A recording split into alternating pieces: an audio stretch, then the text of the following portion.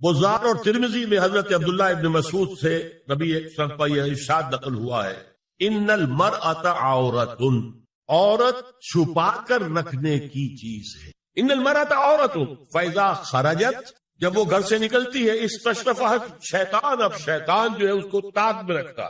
واقرب ما تکون بروحۃ ربها وهي في قعر بیتها، وہ اپنے رب کی رحمت سے قریب ترین ہوتی ہے جبکہ اپنے گھر کے بھی کسی اندرونی حصے۔ اسی لیے فرمایا مردوں کے لیے مسجد میں نماز افضل 28 گنا، اور عورت کے لیے گھر کی نماز مسجد سے افضل، گھر کے صحن کی مسجد سے افضل، دالان کی صحن سے افضل، کمرے میں اس سے افضل، اور کمرے کی کو بغلی کوٹھڑی ہے تو اس میں سب سے افضل۔ یہ احادیث نبی ہے۔ عبداللہ ابن احمد ابن حنبل نے زوائد الزہد میں اور ابن ابی شیبہ نے ابن سعد نے اپنی کتابوں میں مسروق کی روایت نقل کی ہے کہ حضرت عائشہ جب تلاوت قرآن کرتے ہوئے اس آیت پر پہنچتی تھی وَقَرْنَ فِي بُيُوتِكُنَّ، تو بے اختیار رو پڑتی، قرآن کہتے ہیں گھروں میں رہو۔ حضرت عائشہ نے شہادت عثمان کے بعد باہر نکل کر لشکر کی تیاری، پھر ساری عمر افسوس تھا کہ میں نے غلط۔ حافظ ابو بکر بزار حضرت انس سے روایت کرتے ہیں کہ عورتوں نے حضور سے عرض کیا کہ ساری فضیلت تو مرد لوٹ کے لے گئے، وہ جہاد کرتے ہیں، خدا کی راہ میں بڑے بڑے کام کرتے ہیں، ہم کیا عمل کریں کہ ہمیں بھی مجاہدین کے برابر اجر مل سکے؟ جواب میں آپ نے فرمایا من قعدت منکن فی بیتہا فإنہا تدرک عمل المجاہدین، تم میں سے جو شخص اپنے گھر میں بیٹھی رہے گی وہ مجاہدین کا اجر حاصل کرے۔ یہ ایک ہوا کا رخ ہے، بتایا جا رہا ہے، یہ نظام ہے جس کو اس شکل میں دیا جا رہا ہے۔ اب آئیے سورہ نور کی طرف۔ یا ایھا الذین آمنوا لا تدخلوا بیوتا غیر بیوتکم حتی تستأنسوا وتسلموا علی اہلها ذالکم خیر لکم لعلکم تذکرون۔ اہل ایمان مت ہرگز مت داخل ہو اپنے گھروں کے علاوہ کسی اور گھر میں جب تک کہ تم ان کے ساتھ مانوس نہ ہو جاؤ، اذن نہ لے لو، ان پر سلام نہ کرو، یہی تمہارے لیے خیر ہے۔ اس کے بعد تفصیل آئی ہے، اس میں میں اس وقت نہیں جا رہا۔ اور جو لوگ اس پر عمل نہیں کرتے ان کے بارے میں قرآن مجید کیا کچھ حضور کیا کچھ فرما رہے ہیں یہ آپ سن لیجیے، بہت سخت احکام۔ عن ابی ہریرہ رضی اللہ عنہ ان رسول اللہ صلی اللہ علیہ وسلم قال لو ان امرا اطلع عليك بغیر اذن فخذفته بحشاة ففقعت عينه ما كان عليك من جناح، متفق علیہ، بخاری اور مسلم دونوں کی۔ اگر کوئی شخص تمہارے گھر میں بغیر اجازت کے داخل ہو جائے اور تم اس کی سزا کے طور پر اس پر کنکریاں پھینکو اور اس کی آنکھ پھوٹ جائے کنکری سے تو تم پر کوئی گناہ نہیں۔ بغیر اجازت کے گھر میں آ گیا ہے، بغیر اذن کے، بغیر استئذان کے کنکریاں مارو اور کنکری سے آنکھ پھوٹ جائے، فما کان علیک من جناح، کوئی حرج نہیں۔ اب آ رہی ہے اصل آیت، قل للمؤمنین یغضوا من ابصارہم ویحفظوا فروجہم ذلک ازکی لہم ان اللہ خبیر ما یصنعون وَقُلْ لِلْمُؤْمِنَاتِ يَغْضُضْنَ مِنْ أَبْصَارِهِنَّ وَيَحْفَظْنَ فُرُوجَهُنَّ وَلَا يُبْدِينَ زِينَتَهُنَّ إِلَّا مَا ظَهَرَ مِنْهَا وَلْيَضْرِبْنَ بِخُمُرِهِنَّ عَلَى جُيُوبِهِنَّ وَلَا يُبْدِينَ زِينَتَهُنَّ إِلَّا لِبُعُولَتِهِنَّ أَوْ آبَائِهِنَّ أَوْ آبَاءِ بُعُولَتِهِنَّ أَوْ أَبْنَائِهِنَّ أَوْ أَبْنَاءِ بُعُولَتِهِنَّ أَوْ إِخْوَانِهِنَّ أَوْ بَنِي إِخْوَانِهِنَّ أَوْ بَنِي أَخَوَاتِهِنَّ أَوْ نِسَائِهِنَّ أَوْ مَا مَلَكَتْ أَيْمَانُهُنَّ أَوِ التَّابِعِينَ غَيْرِ أُولِي الْإِرْبَةِ مِنَ الرِّجَالِ أَوِ الطَّفْلِ الَّذِينَ لَا يَظْهَرُوا عَلَى عَوْرَاتِ النِّسَاءِ وَلَا يَضْرِبْنَ بِأَرْجُلِهِنَّ لِيُعْلَمَ مَا يُخْفِينَ مِنْ زِينَتِهِنَّ وَتُوبُوا إِلَى اللَّهِ جَمِيعًا أَيُّهَا الْمُؤْمِنُونَ لَعَلَّكُمْ تُفْلِحُونَ۔ یہ لمبی آیت۔ اہل ایمان، اے نبی کہہ دیجئے اہل ایمان مردوں سے اپنی نگاہیں نیچی رکھا کریں اور اپنی شرمگاہوں کی حفاظت، یہی ان کے لیے زیادہ پاکیزہ عمل ہے۔ ان اللہ خبیر بما یصنعون، اور جو کچھ وہ کر رہے اللہ اس سے واقف۔ وَقُلْ لِلْمُؤْمِنَاتِ یغضضن مِنْ أَبْصَارِهِنَّ، اور مومن عورتوں سے بھی کہہ دیجئے کہ وہ اپنی نگاہیں جو ہے نیچی رکھا کریں، وَيَحْفَظْنَ فُرُوجَهُنَّ، اپنی شرمگاہوں کی حفاظت کریں، وَلَا يُبْدِينَ زِينَتَهُنَّ إِلَّا مَا ظَهَرَ مِنْهَا، اور اپنی زینت کو ظاہر نہ کیا کریں سوائے اس کے کہ جو بالکل ظاہر ہو جائے۔ قُلْ لِلْمُؤْمِنِينَ يَغُضُّوا مِنْ أَبْصَارِهِمْ وَيَحْفَظُوا فُرُوجَهُمْ ذَلِكَ أَزْكَىٰ لَهُمْ ان اللہ خبیر بما یصنعون۔ نوٹ کر لیجئے کہ یہ کہاں ہو رہا ہے؟ گھر میں داخلے کے بعد، گھر میں داخلہ اجازت سے، اور داخلہ ہوگا صرف محرموں کا، گھر کے اندر جو ہے وہ نامحرم تو نہیں آئے گا۔ یہ میں آگے بیان کر رہا ہوں۔ وَقُلْ لِلْمُؤْمِنَاتِ يَغْضُضْنَ مِنْ أَبْصَارِهِنَّ وَيَحْفَظْنَ مِنْ فُرُوجِهِنَّ، اور کہہ دیجئے مومن عورتوں سے بھی کہ وہ بھی اپنی نگاہیں جھکا کر رکھیں اور اپنی شرمگاہوں کی حفاظت کریں. وَلَا يُبْدِينَ زِينَتَهُنَّ إِلَّا مَا ظَهَرَ مِنْهَا. محرموں سے پردہ کیا ہے؟ محرموں سے اس کا نام ستر ہے. عورت کا پورا جسم ستر ہے سوائے چہرے کی ٹکیا اور یہ ہاتھ اور یہ پاؤں. بس کیا مطلب ہے؟ بھائی بھی نہیں دیکھ سکتا بہن کے جسم کا کوئی اور حصہ، باپ بھی نہیں دیکھ سکتا بیٹی کے جسم کا کوئی حصہ. یہ ستر ہے. ستر محرموں سے پردہ ہے. وَلْيَضْرِبْنَ بِخُمُرِهِنَّ عَلَى جُيُوبِهِنَّ. یہ بھی گھر کے اندر کی بات ہو رہی ہے، کیونکہ میں پہلے بتا چکا ہوں جلباب ہوتا تھا جب گھر سے باہر نکلتی تھی عورت تو وہ اپنی چادر لپیٹتی تھی، اپنے چہرہ نہیں ڈھانپتی تھی. صرف چہرے کا حکم دیا گیا اس کے ضمن میں. وہ سورہ عذاب کی آیت ہے، وہ رہ گئی تو میں بیان کروں. اور خمار اوڑھنی ہوتی تھی جو گھر میں اوڑھتی تھی. گھر میں ظاہر بات ہے کہ جلباب تو نہیں لیا جا سکتا، آخر گھر کا کام کاج کرنا ہے، ہلکی سی اوڑھنی وہ گھر میں. لیکن فرمایا وَلْيَضْرِبْنَ بِخُمُرِهِنَّ عَلَى جُيُوبِهِنَّ، اور انہیں چاہیے کہ اپنی اوڑھیوں کے بکل اوڑھنیوں کے اپنے سینوں کے اوپر گریبانوں کے اوپر بھی مار لیا کریں.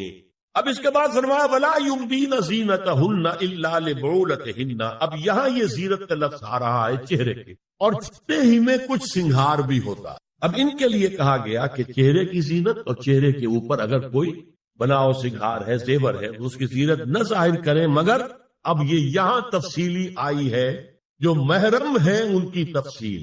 تو فرمایا کن کے سامنے ظاہر کر سکتی ہے؟ الا لبعولتہن، سب سے بڑھ کر تو شوہر، اور آبائہن، اور اپنے باپ. اچھا باپوں میں نوٹ کی دی، باپ حقیقی ہو، اخیافی ہو، اللاتی ہو یا رضائی ہو، یہ چاروں قسم کے باپ اس میں شامل. جس عورت نے دودھ پلایا تھا اس کا شوہر بھی باپ بن گیا. اور آبائے بعولتہن، اپنے شوہروں کے باپ، یا ابنائہن، ان کے اپنے بیٹے. بیٹوں میں بھی آئیں گے چاروں، اللاتی، اخیافی، عینی اور رضائی. او ابنائے بعولتہن، اور اپنے شوہروں کے بیٹے، ہو سکتا ہے شوہروں کی اور بیویاں بھی ہو تو ان کے بیٹے بھی، جو ستیلے بیٹے ہیں وہ بھی محرم، ان سے کسی شکل میں کبھی شادی نہیں ہو سکتی. او اخوانہن، یا ان کے بھائی. او ابنائہن، یا اپنے بیٹے. او ابنائے بعولتہن، یا اپنے شوہروں کے بیٹے. او اخوانہن، یا اپنے بھائی. او بنی اخوانہن، یا اپنے بھائیوں کے بیٹے. او بنی اخواتہن، اپنا بھتیجا، شوہر کا بھتیجا نہیں، اپنا بھتیجا محرم ہے. اپنا بھانجا محرم ہے، شوہر کا بھانجا محرم نہیں.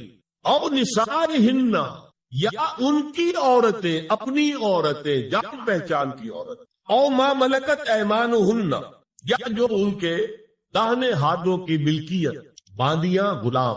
اس میں عرض کر چکا ہوں کہ اس میں کافی اختلافات ہیں. یہ بھی ہے کہ اس سے مراد صرف باندیاں ہیں، غلام مرد ہے.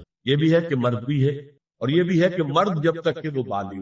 لیکن میں اس بحث میں یہاں نہیں جانا چاہتا، یہ پھر فقہ کی بحث ہو جائے. اب التابعین غیر اولی الارباح، کچھ ایسے لوگ بھی ہوتے ہیں، کوئی کسی کے گھر میں تو اندھا آدمی رہ رہا ہے، یا کوئی اور کسی وجہ سے کوئی مریض ہے، اسے آپ نے پناہ دے رکھی ہے، انہیں عورتوں سے کوئی سروکار نہیں. اب الطفل الذین لم یظہروا علی عورات النساء، یا وہ بچے کہ جن پر ابھی عورتوں کے پوشیدہ حالات واضح ہی نہیں ہے، پتہ ہی نہیں ہے انہیں، ابھی انہیں جنس کا کوئی احساس ہی نہیں. یہ ہے فہرست جو دی گئی ہے کہ جن کے سامنے عورت کھلے چہرے کے ساتھ اور اپنی جو اضافی زینت بھی ہو، کوئی زیور وغیرہ یا کوئی بھی سرما وغیرہ ڈالا ہوا ہے یا کوئی سرخی کو لگائی ہے باپ، اس کے ساتھ آ سکتی ہے.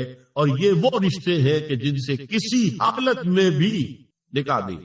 آگے سنیے وَلَا يَضْرِبْنَ بِأَرْجُلِهِنَّ لِيُعْلَمَ مَا يُخْفِينَ مِنْ زِينَتِهِنَّ، اور چلتے ہوئے اپنے پاؤں زور سے نہ مارے کہ ان کی زینت ظاہر ہو جائے. اگر کوئی پازیب پہنی ہوئی ہے، کوئی جھنجھنو وغیرہ ہے، تو اب اگر پاؤں مار کر چلے گی تو خامخواہ ذہن جائے گا بیٹھے ہوئے کا کہ کوئی خاتون. یہاں تک اس کے علاوہ یہ بھی ہے، تعطر کے بارے میں فرمایا ہے کہ اگر عطر لگا کر کوئی عورت گھر سے نکلی ہے، اذا استعارت المرأة فمرت على القوم ليجدوا ريحها فهي كذا وكذا قال قولا شديدا.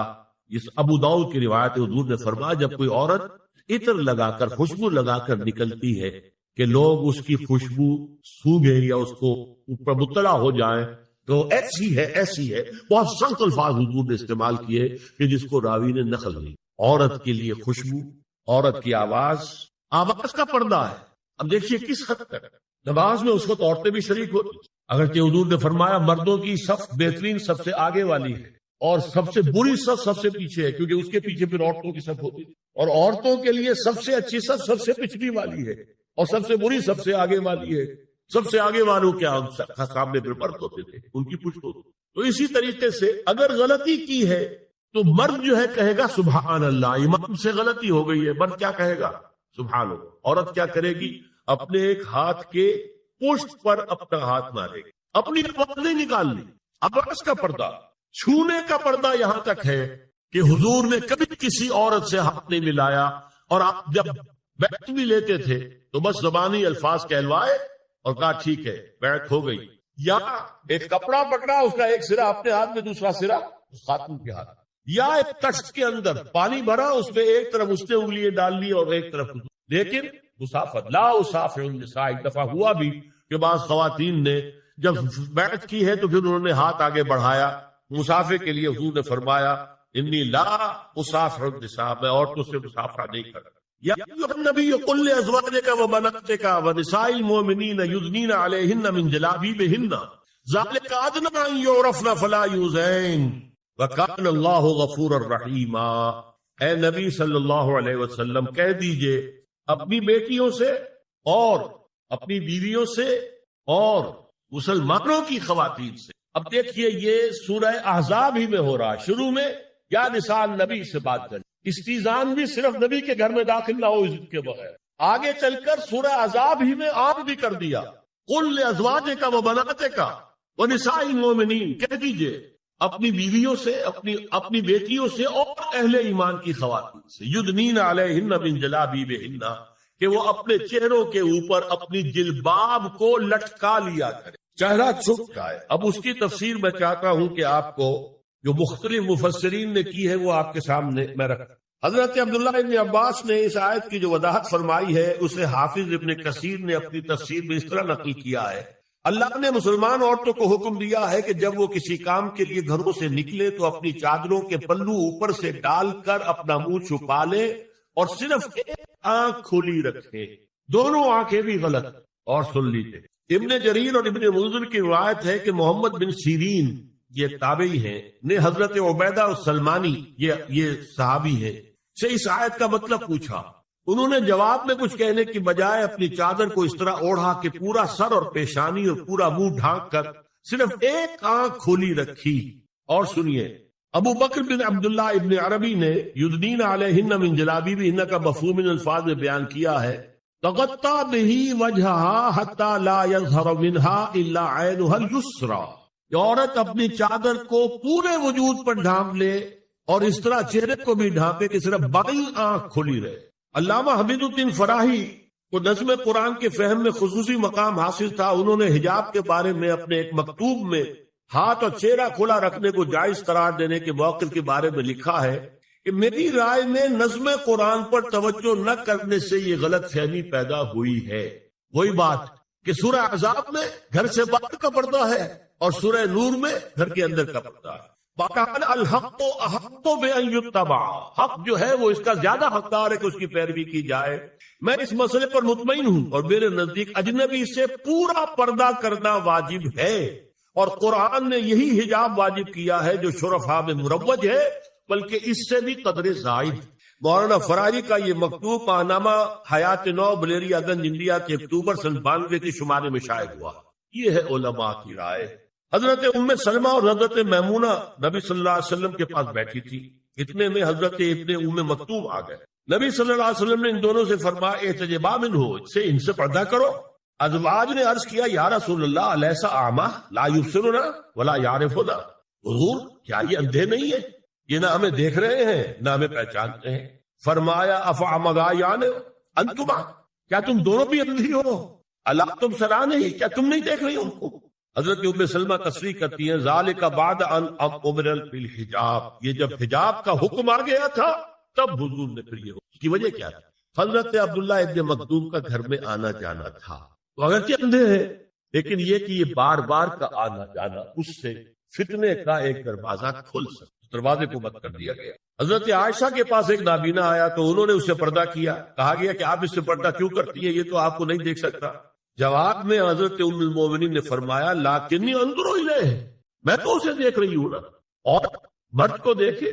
البتہ یہ کہ عام حالات میں آپ بازار میں چل رہے ہیں, عورت جا رہی ہے, کوئی وقت باہر نکلنا پڑا ہے, تو اس حالت میں اگر وہ مرد کو دیکھتی ہے تو اس میں در حقیقت وہ فتنہ نہیں ہے کہ جو گھر میں آنے جانے والے. اب ایک آخری مسئلہ ہے, 2 حدیثیں ایسی ہیں جو میری گفتگو کے خلاف جائیں, اور میں دیانت کا تقاضا سمجھتا ہوں کہ وہ بھی آپ کے سامنے بیان کروں. حضور کے بارے میں یہ معلوم ہے کہ 2 خواتین جو ویسے نامحرم تھیں وہ ان کے سامنے آتی رہیں اور آپ ان سے ملے. ایک آپ کی سالی حضرت اسما حضرت عائشہ رضی اللہ تعالی عنہ, اور ایک آپ کی چچا زاد بہن حضرت علی کی بڑی ہمشیرہ حضرت ام ہانی.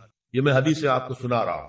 بکثرت احادیث سے ثابت ہے کہ حضرت اسما بنت ابی بکر آپ کے سامنے ہوتی تھی, اور آخر وقت تک آپ کے اور ان کے درمیان چہرے اور ہاتھوں کی حد تک کوئی پردہ نہ تھا. حجۃ الوداع نبی صلی اللہ علیہ وسلم کی وفات سے صرف چند مہینے پہلے کا واقعہ ہے, اور اس وقت تک بھی یہی حالت قائم رہی. یہ ابو داؤد کتاب الحج. دوسری روایت حضرت ام ہانی رضی اللہ تعالی عنہا جو ابو طالب کی صاحبزادی اور نبی صلی اللہ علیہ وسلم کی چچاداد بہن تھی, آخری وقت تک حضور کے سامنے ہوتی رہی, اور کم از کم منہ اور چہرے کا پردہ انہوں نے آپ سے کبھی نہیں کیا. فتح مکہ کے موقع کا ایک واقعہ وہ خود بیان کرتی ہے جس سے اس کا ثبوت ملتا ہے. یہ ابو داؤد کی روایت. یہ روایتیں ہیں, میں انہیں اور میں نے اب جو کچھ بیان کیا ہے اس سے یہ ایک بالکل برعکس بات سمجھ. اب یہ ہے کہ یا تو ہم ان 2 حدیثوں کو اصل مان کر باقی ساری حدیثیں جو ہیں ان کو ختم. میں تو آپ کو سنا نہیں سکا, میرے پاس تو بہت زیادہ حدیثوں کا مواد تھا. چہرے کے پردے کے لیے حدیثیں, استیزان کے لیے کتنی حدیث, چہرے کے پردے کے بارے میں بہت زیادہ حدیث. حضرت ام خلاد ایک خاتون تھی, ان کا بیٹا ایک غزوے میں شہید ہو گئے. وہ اس کے بارے میں کچھ پوچھنے کے لیے حضور کے پاس آئی, صحابہ بیٹھے ہوئے تھے, انہوں نے نقاب ڈالا ہوا تھا. منتقبۃ, نقاب کا لفظ بھی حدیث پہ موجود. یہ لوگ کہتے ہیں نقاب تو جو ہے یہ بعد کی پیداوار ہے, یہ لفظ کوئی ہے. حجاب کا لفظ قرآن میں ہے, جلباب کا لفظ قرآن میں ہے, خمار کا ذکر قرآن میں ہے, اور یہ منتقبۃ نقاب ڈالی. لوگوں نے کہا عجیب عورت ہے یہ, اس کا بچہ شہید ہو گیا ہے, مطلب یہ کہ سخت صدمے کی کیفیت, اور یہ اس وقت بھی اس نے نقاب ڈالی ہوئی ہے. تو انہوں نے جواب دیا ان ارزو ابنی لا ارزو حیائی, میں نے بیٹا کھویا ہے, اپنی حق نہیں کھوئی ہے. اب یہ ہے بہت پیاری آیت ہماری خواتین کے لیے قابل غور. ایک بیویاں تو وہ ہیں جو تابع دار ہوں, اطاعت کیش ہوں, مردوں کا کہنا مانے, ان کی اطاعت کریں. حافظات للغیب, اور غیب میں ان کے لیے محافظ بنے, ان کے مال کی بھی حفاظت کرے. یہ نہیں خیانت کر کے اب شوہر تو گیا ہوا جو چاہو اس کے مال میں سے جس کو میں جو چاہوں دے دوں, نہیں. یہ اس کا مال جو ہے وہ اسی کا ہے, اس کی خیانت نہیں کرے گی, وہ امانت کے ساتھ حفاظت کرے گی, اور اس کے علاوہ اپنے نفس کی حفاظت کرے گی, اس لیے کہ وہ بھی اب شوہر کی امانت ہے. اب اس کا جو بھی جنسی معاملہ ہے وہ اس کے اپنے اختیار میں نہیں رہا. اس کو مل کے بزا کہتے ہیں ہماری فقہ کے اندر, کہ در حقیقت اس کا اختیار کامل اب شوہر کے ہاتھ میں آ چکا ہے. اس کے جنسی اعضاء جو ہے وہ شوہر کے کنٹرول میں ہے. مل کے بزا, ملکیت گویا کہ اس کی ہے. لہذا اس میں کوئی خیانت اگر وہ کر رہی ہے تو وہ بھی اس کے خلاف ہو جائے گا معاملہ. فالصالحات قانتات, تو نیک بیویاں وہ ہوتی ہیں جو تابع دار ہو, فرما بردار ہو, اور غیب میں یعنی شوہروں کی عدم موجودگی میں جبکہ موجود نہیں ہے حفاظت کرنے والی ہوں, اور وہ حفاظت مال کی بھی اور ان کا اپنے نفس کی بھی. اور یہ کام آسان نہیں ہے, آپ کو معلوم ہے. شوہر کبھی 4 مہینے کے لیے باہر چلا گیا ہے, کبھی 1 سال کے لیے باہر چلا گیا ہے. عورت کے لیے اپنے نفس کو تھامے رکھنا, اپنے جنسی خواہشات کو, فرض کی جوان عورت ہے, اس کی بھی تو نفسانی خواہشات ہیں, تو آسان کام نہیں ہے. یہی وجہ ہے, آپ کے علم میں ہوگا کہ واقعہ بڑا عجیب پیش آیا تھا, اس کو بیان کرتے ہوئے شرم بھی آتی ہے. حضرت عمر رضی اللہ تعالیٰ عنہ اپنی رات کے گشت میں ایک مکان کے پاس سے گزر رہے تھے, تو انہوں نے سنا کہ ایک عورت جو ہے وہ بڑے درد بھرے الفاظ میں کچھ گا رہی ہے. اگر مجھے اللہ اور اس کے رسول کا فرق کا خوف نہ ہوتا تو تم دیکھتے کہ اس وقت میری چارپائی جو ہے چرچرا رہی ہو. تو اس پر حضرت عمر جو ہے وہ دم تنبہ ہوا کہ ہمارے لوگ جو ہیں جہاد پر جاتے ہیں, سال بھر تک واپس نہیں آتے, تو اس سے تو سوسائٹی کے اندر بہت زیادہ جو ہے ایک اندیشہ اور خطرہ پیدا ہو جائے گا.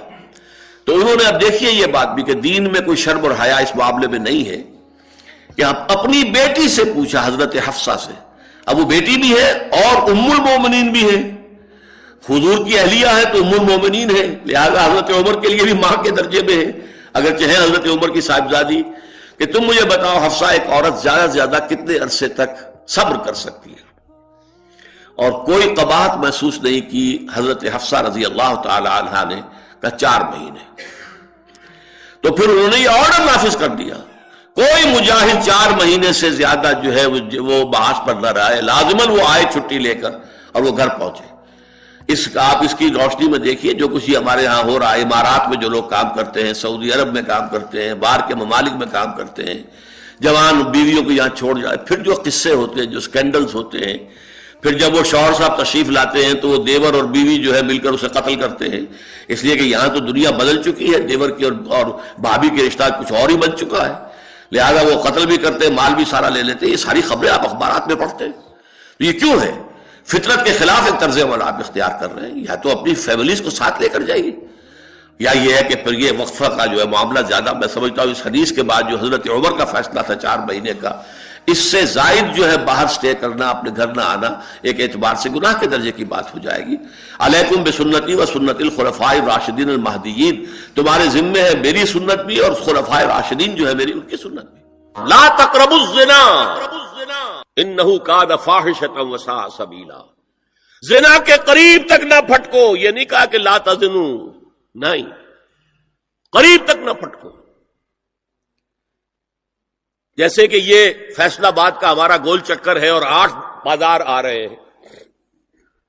اب کوئی سرکاری پروگرام یہ ہے کہ اس گول چکر تک، چوک تک کوئی بھی جلوس نہ پہنچے، تو 8 بازاروں کو بند کرو گے نا. لہذا دور دور تک اللہ تعالی نے وہ حدیں لگا دی ہیں کہ زنا کی ترغیب نہ ہو، زنا کے راستے جو ہے وہ مسدود ہو جائیں. یہ اس دور کی انٹلیکچوئل خیانت، ڈس آنیسٹی کا سب سے بڑا معاملہ ہے. جدید نفسیات کا بابا آدم مانا جاتا ہے فرائڈ، اور فرائڈ کے نزدیک انسان کے محرکات عمل میں سب سے زیادہ طاقتور، سب سے زیادہ پوٹنٹ سیکس ہے. اصل محرک انسان میں، یہاں تک کہتا ہے ایڈیپس کمپلیکس، باپ اگر محبت بھری نگاہ سے بیٹی کو دیکھ رہا ہے تو یہ بھی سیکس ہے، اور ماں اگر بیٹے سے محبت کر رہی ہے تو یہ بھی سیکس ہے. انا للہ و انا الیہ راجعون. ان کمبختوں کا اصل یہ معاملہ ہے کہ ایک شے پر نگاہ جب